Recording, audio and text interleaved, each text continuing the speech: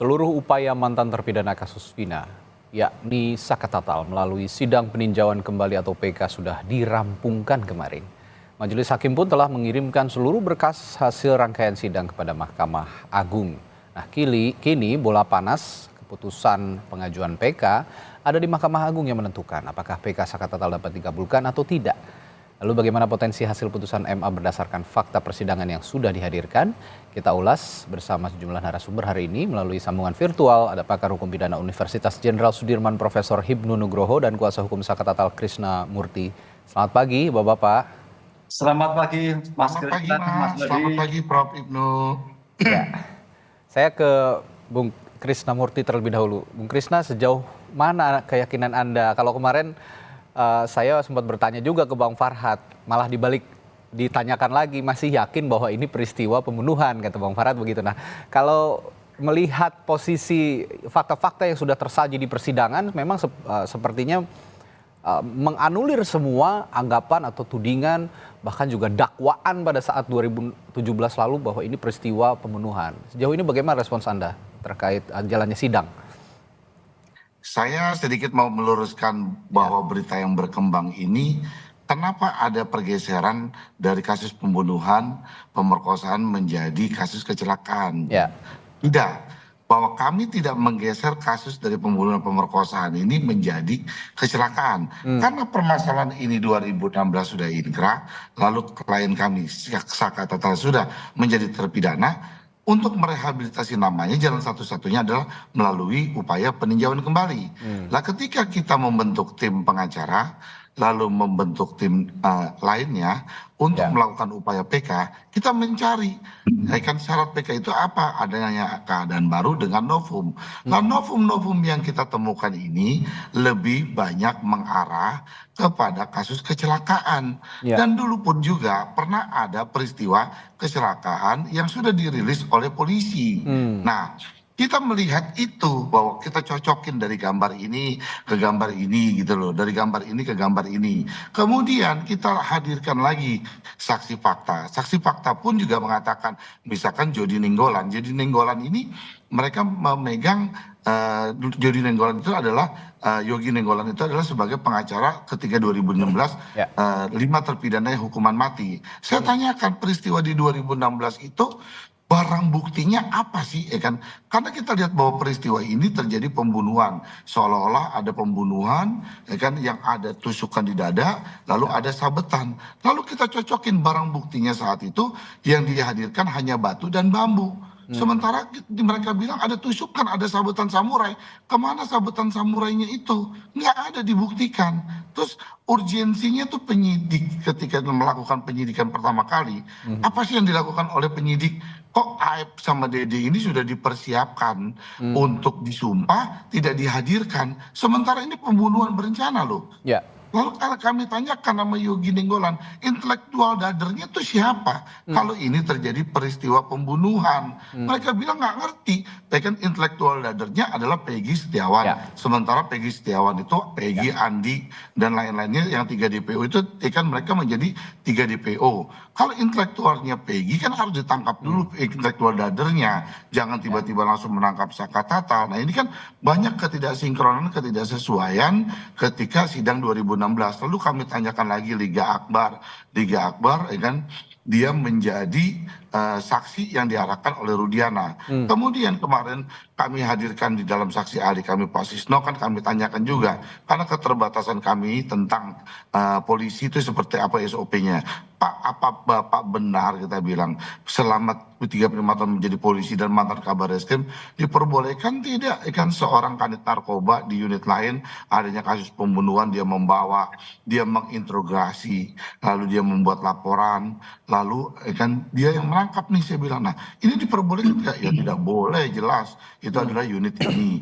Kenapa saya bilang dia mengarahkan? Karena ada keterangan si Dede dan Liga Akbar. Jadi terus timbul lagi si Widya mengatakan, kan saksi yang baru ini Widya mengatakan memang dia tidak ada di 2016, paling hanya dicatatkan saja, nggak ada masalah buat kita. Cuman timbul Widya dengan Mega saat itu bahwa Widya bilang Vina menginap di rumah dia selama 1 minggu.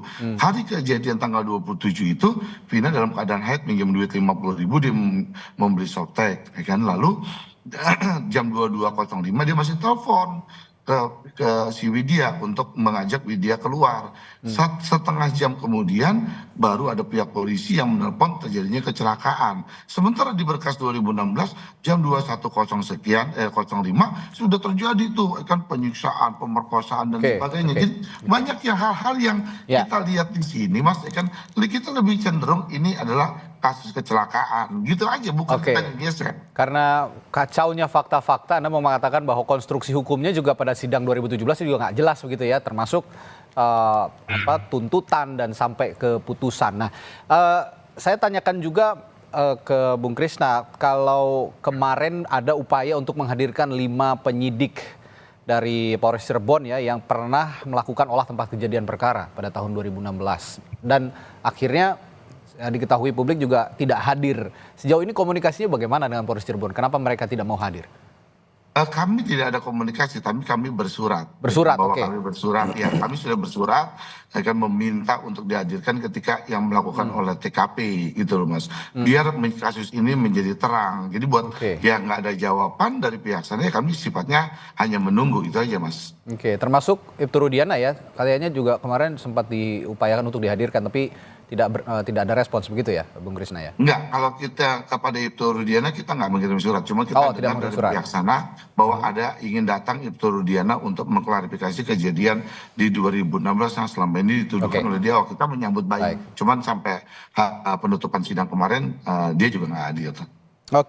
Saya ke Prof. Hipnu. Prof. Hipnu, kalau kemarin salah satu ahli memberikan keterangannya sesuai dengan keahliannya, ini dari dokter forensik ya, Pak Budi, menilai bahwa putusan pengadilan 8 tahun lalu itu minim bukti ilmiah.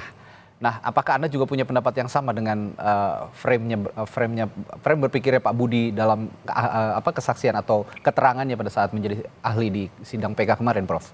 Ya, kita harus berpikir kapan diperlukan bukti ilmiah. Bukti ilmiah diperlukan ketika ada suatu keraguan. Nah, ketika ada suatu keraguan, matinya kena apa, kapan, jam berapa, penyebabnya apa, itu harus wajib karena keraguan. Makanya ahli itu diperlukan ketika ada keraguan. Ketika penyidik tidak ragu-ragu, meninggalnya jelas, situasinya jelas, penyebab lukanya, tidak perlu. Kan itu. Karena keterangan ahli itu merupakan keterangan ahli yang bebas, yang membantu, mensupport. Ilmu forensik itu mensupport. Ketika ada suatu peristiwa, ada keraguan kematiannya, jenis lukanya, kedalaman lukanya, kemudian apa yang terjadi dalam peristiwa itu baru. Karena ahli itu keterangannya bebas, Mas. Lain dengan saksi. Kalau saksi mengikat, ahli bebas. Makanya dalam terminologi, kenapa ahli itu diperlukan? Ahli diperlukan apabila terjadi keraguan. Kenapa keraguan? Karena penyidik itu polisi, jaksa polisi, hakim polisi. Sehingga kan itu di luar bidang ilmu lain, Mas. Nah, itulah makanya diperlukan ilmu bantu. Apa? Kedokteran forensik. Siapa yang membantu? Forensik untuk memastikan kematian yang bersangkutan. Di sini harus clear. Dalam suatu alat bukti saksi ahli itu diperlukan ketika ada suatu keraguan. Ketika tidak ada keraguan, ya sudah. Pertanyaannya, apakah pada waktu itu ragu-ragu atau tidak? Ini yang harus kita lihat. Kalau ketika itu tidak ragu-ragu penyebab kematiannya dan sebagainya, ya saya kira tidak perlu. Ya, ini yang jadi sorotan juga kemarin kan banyak sekali kesaksian ya, banyak sekali kesaksian dari saksi fakta yang dihadirkan oleh pemohon. Ada temannya Vina, temannya Eki, lalu juga orang yang pernah melihat kejadian, yang disebut pernah melihat kejadian yang diklaim sebagai pembunuhan, begitu kira. Sampai ahli-ahli yang dihadirkan. Nah, dari sederet saksi fakta, ahli, Anda melihat ini bisa secara absolut membantu Saka Tatal dalam upayanya mengajukan PK ini? Iya, gini, saya tidak bisa masuk ke Mas Krisna langsung ya. Sebetulnya PK ini yang dimintakan, apakah Saka Tatal di tempat atau tidak, kan gitu kan? Apakah Saka Tatal itu berperan atau tidak? Bukan menguji tentang peristiwa itu terjadi, kan itu. Ini bayangan kami loh, karena ini kalau menguji peristiwa itu terjadi, ya peristiwa itu sudah diputus. Kan itu loh, diputus. Sehingga kalau itu yang terjadi adalah yang bersangkutan harusnya 7 orang yang sekarang terpidana itu yang mengajukan bahwa itu bukan peristiwa. Tapi kalau Sakatata, saya melihatnya ini pada koridor fokus ya, fokus suatu penelitian, itu Sakatata pada waktu itu kami dengar adalah tidak ada di tempat, sehingga tidak berperan. Ketidakberperan berarti orang Sakatata tidak ada di tempat, berarti bukti yang disampaikan pada waktu itu keliru. Sehingga bukti-bukti yang disampaikan bahwa Sakatata tidak mempunyai peran apa-apa dan tidak tahu apa-apa, itu menjadi suatu alasan hukum, kan itu.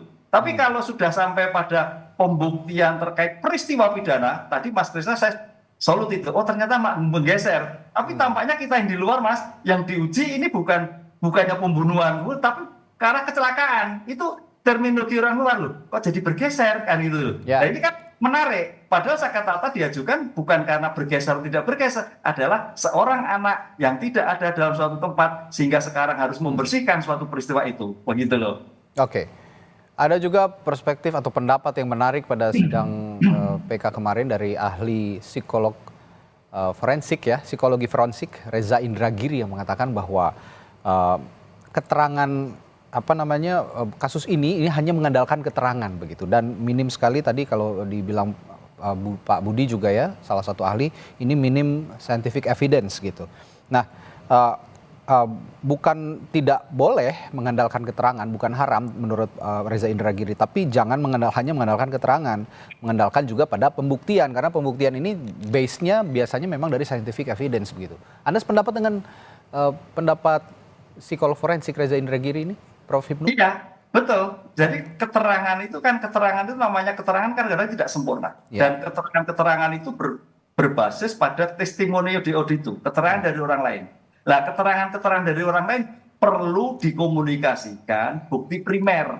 Nah, bukti primernya apa? Itu yang menjelaskan. Karena kita harus tahu bukti, kita ingatlah novum itu adalah bukti yang ketika peristiwa itu tidak ditemukan. Nah, sekarang bukti ditemukan. Nah, kapan mempunyai nilai bukti? Harus memenuhi syarat formil dan material. Nah, itulah harus disinkronkan bahwa keterangan itu ada dibuktikan dengan kondisi material ketika itu apa? Karena keterangan itu bagian bukti sekunder. Bukti primernya apa? Lah, kalau sampai keterangan itu memang ada suatu korelasi yang ditemukan dalam suatu persidangan pertama, ya mempunyai nilai. Tapi kalau tidak, ya tidak mempunyai nilai. Itulah yang kita harus berkualifikasi dalam konsep bukti itu harus memenuhi syarat formil dan material dan meyakinkan. Konsep meyakinkan ini yang bagian dari institusi hakim. Oh, ternyata bernilai. Oh, betul. Ini yang bersangkutan. Jadi tidak hanya tidak ada berkait, tapi juga mampu meyakinkan majelis. Oke.